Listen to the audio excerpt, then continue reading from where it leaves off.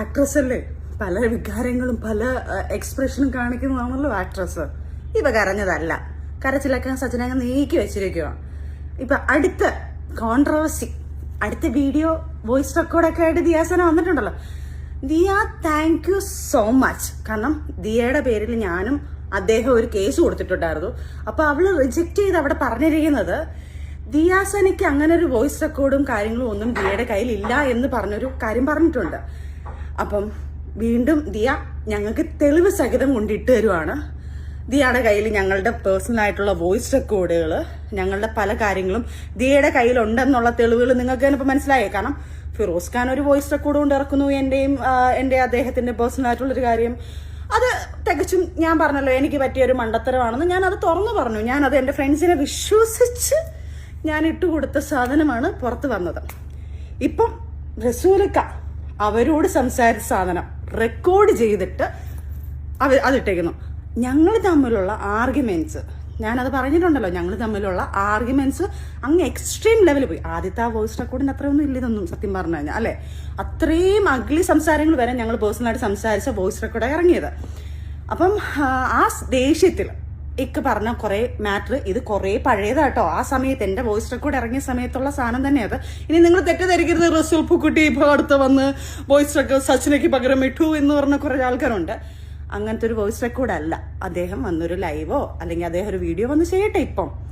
അപ്പം ഞങ്ങൾ രണ്ടുപേരും കൂടെ ഒരു കേസ് ഫയൽ ചെയ്തിട്ടുണ്ട്. ഇത് തന്നെ ഞങ്ങൾ കുറെ പേഴ്സണലായിട്ട് പേഴ്സണലായിട്ടുള്ള ഫോട്ടോസ് എന്നെല്ലാം പറയുമ്പോൾ നിങ്ങൾ വേറെ രീതി ചിന്തിക്കേണ്ട. ഞങ്ങൾ രണ്ടും ഒരുമിച്ച് ചിന്തിക്കുന്ന ഫോട്ടോസ് ലീക്ക് ആയിട്ടുണ്ടല്ലോ, അത് പിന്നെ ഞങ്ങളുടെ വോയിസ് റെക്കോർഡുകൾ, ഞങ്ങളുടെ കുറെ തെളിവുകൾ, ഇതെല്ലാം ഇവളുമാരുടെ കയ്യിലുണ്ട്. ദിയാസന, ആൻമരിയ, പിന്നെ വീണ നായർ ഇതുപോലെ എന്നെ ഓരോ ദിവസം വിളിച്ചിട്ട് തന്നെ ഇതെന്റെ തെളിവുകൾ എന്റെ കയ്യിലുണ്ട് എന്ന് പറഞ്ഞിട്ട് ഒന്നുമില്ലാതെ വീണ നായർ ചുമ്മാ എന്നെ ചൊറിയാൻ വന്നിട്ടുണ്ട്. പിന്നെ ഫിറോസ് ഖാൻ, ഓഫ്കോഴ്സ് ഫിറോസ് ഖാന്റെ കയ്യിൽ, പിന്നെ ഒരു മീഡിയക്കാരൻ പയ്യന്റെ കയ്യിൽ. ഞാൻ അവനിപ്പം പിടിച്ചിരുന്നില്ല, സാഹചര്യം വരുമ്പോൾ ഇവരെല്ലാം ഞാൻ വെളിയെടുത്തു. അങ്ങനെ ഞങ്ങളിട്ട് ഭീഷണിപ്പെടുത്തിക്കൊണ്ടിരിക്കുന്ന സംഭവം ഞങ്ങൾ കൊണ്ട് കേസ് കൊടുത്തിട്ടുണ്ട്. അതിന്റെ എല്ലാം ആണല്ലോ ആദ്യം പറഞ്ഞത്. അപ്പം ഈ വോയിസ് റെക്കോർഡ് ഇറങ്ങിയത് വീണ്ടും ഞാൻ പറയുന്നു, ഇനിയും ദിയയുടെ കയ്യിൽ പലതും ഉണ്ട്. അതായത് ഈ വോയിസ് റെക്കോർഡ് എന്നെ കേൾപ്പിച്ചപ്പോൾ ഉള്ള ട്രിഗറിലാണ് ഞാൻ ഇക്കാലത്ത് നടന്ന ആർഗ്യുമെന്റ്, ഞങ്ങൾ തമ്മിലുള്ള വഴക്കാണ് ആദ്യം കേട്ട വോയിസ് റെക്കോർഡ്. മനസ്സിലായല്ലോ? അപ്പൊ ഞങ്ങളുടെ ഇടയ്ക്ക് നിന്ന് കളിച്ച് ഇത് മൊത്തം റെക്കോർഡ് ചെയ്യണമെങ്കിൽ വെൽ പ്ലാൻഡ് അല്ലേ ഇവര്? അതായത് നെക്സ്റ്റ് ഞങ്ങളെ ഭീഷണിപ്പെടുത്താനോ അല്ലെങ്കിൽ ഞങ്ങളെ ഇത് പറഞ്ഞുകൊണ്ട് ഭീഷണിപ്പെടുത്തിയിട്ടോ അല്ലെങ്കിൽ ഇതുപോലെ ഞങ്ങളെ ഇതിനകത്ത് ആക്കണമെങ്കിൽ ഇവർക്ക് ഞങ്ങളുടെ തക്കതായ വാശിയുണ്ടല്ലോ, ദേഷ്യമുണ്ടല്ലോ. അതിനുള്ള കാരണമാണ് ഞാൻ വീണ്ടും പറയുന്നത്. അവരടുത്തൊന്നും അല്ല, എന്റെ അടുത്ത് ഞാൻ ഈ പറഞ്ഞ സാധനങ്ങളെല്ലാം തർക്കിച്ചതും എന്റെ വീട്ടിൽ അതൊന്നും വന്ന് ചെയ്യാൻ പാടില്ല എന്ന് പറഞ്ഞ ഇല്ലീഗൽ സാധനങ്ങളെല്ലാം പറഞ്ഞ എന്റെ ദിയയ്ക്കുള്ള കേന്ദ്രി ദിയാണ് ഇവരെല്ലാം ഇളക്കി ഇതുണ്ടാക്കി കൊണ്ടുവന്നിട്ടുള്ളത്. അപ്പം വേറൊന്നുമല്ല, ഇത് അത് നേരത്തെ പറഞ്ഞതിലപ്പുറം ഒന്നും എനിക്കിത് ഈ വീഡിയോക്ക് അത് എക്സ്പ്ലനേഷൻ പറയാനേ ഇല്ല.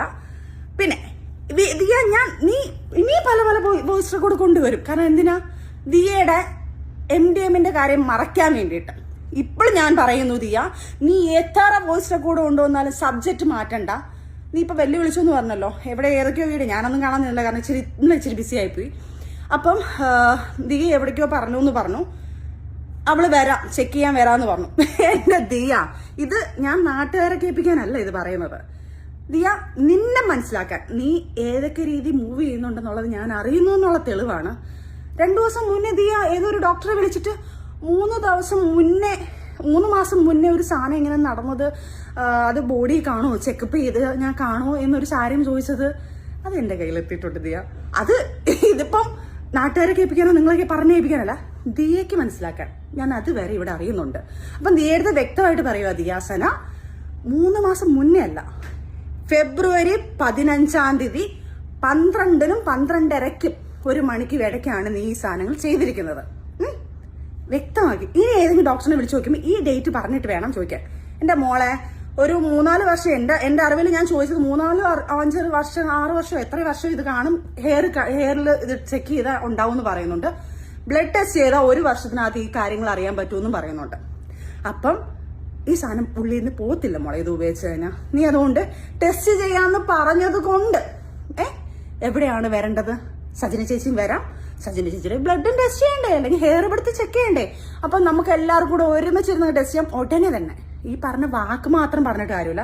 എടി വീണ്ടും ഞാൻ പറയുക, നീ വന്ന് ടെസ്റ്റ് ചെയ്തില്ലെങ്കിൽ മോളെ ഞാൻ നിന്നെ മരണം വരെ വെറുതെ വിടത്തില്ല.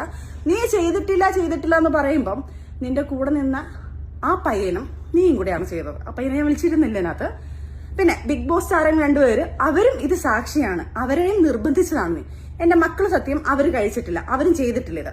പക്ഷെ ഇവള് നിർബന്ധിച്ചപ്പം അവരത് പറഞ്ഞുവല്ലോ, ഞങ്ങൾ ഇതെല്ലാം നിർത്തിയിട്ട് കുറെ കാലമായെന്ന് അവർ പറഞ്ഞത്. അപ്പം ദിയാസന ഇത് പറഞ്ഞില്ലേലും അവരുടെ മനസ്സിലുണ്ടല്ലോ ഇവൾ ഇത്ര വലിയ കള്ളിയാണെന്നുള്ളത്. പിന്നെ നീ പറഞ്ഞത് നീ ആണെങ്കിൽ നീ ഈ സാധനത്ത് നീ ചെയ്തില്ലെങ്കിൽ നീ ടെസ്റ്റ് ചെയ്യാൻ വേണ്ടി അവിടെ നിന്നിട്ട് ഞാൻ ഇപ്പൊ ചെയ്ത് കാണിക്കും എന്ന് പറയുന്ന ഒരാൾ എന്തുകൊണ്ട് ചെയ്യുന്നില്ല? വാ ടെസ്റ്റ് ചെയ്ത് കാണിക്കും മോളെ. നീ ആരാണെന്ന് തെളിയിക്കും മോളെ. രോഗം നിന്നെ ഒരുത്തേ പിടിച്ചാ എത്ര പേരിനകത്ത് തൂങ്ങുന്നറിയോ?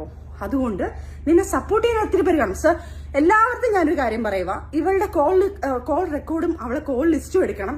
അതിലെടുത്തു കഴിഞ്ഞാൽ ഇതിനകത്തുള്ള മാഫിയകളെല്ലാം വെളി വരും. കാരണം ഇവള് കോൾ വിളിക്കുന്നതും ഇവള് കച്ചവടം ചെയ്യുന്ന എല്ലാത്തിന്റെ ആൾക്കാരുടെ റെക്കോർഡ്സും കാര്യങ്ങളും ഇവളെ കോൾ ലിസ്റ്റ് എടുത്തിട്ട് അവരെ ഫോളോ ചെയ്താൽ ഞാൻ കറക്റ്റായിട്ട് കിട്ടും. അതുകൊണ്ട് അതും ഈ പറയുന്ന നിയമ നടപടികൾ എടുക്കുന്ന ആൾക്കാരെ തീർച്ചയായിട്ടും എടുക്കണം. അപ്പൊ അടുത്ത വീഡിയോ ആയിട്ട് സജന വീണ്ടും വരുന്നതായിരിക്കും, അടുത്ത വോയിസ് കേൾക്കാനും. Okay, bye bye.